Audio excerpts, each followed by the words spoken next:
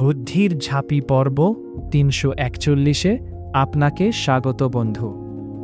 এখানে ৩টে ঘরে ৩টে ছবি আছে এবং একটা ঘর ফাঁকা আছে।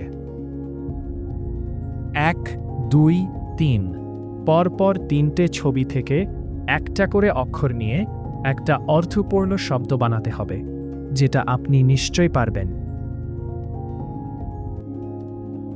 আপনি আপনার উত্তর কমেন্ট বক্সে লিখে দিন। আপনার সময় শুরু হচ্ছে এখন।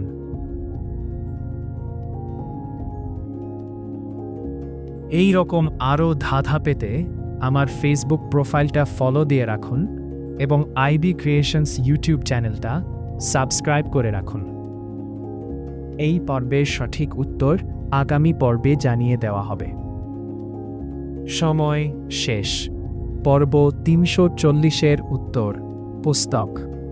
পরবর্তী ধাঁধার আসর বুদ্ধির ঝাঁপিতে আপনার সাথে আবার দেখা হবে।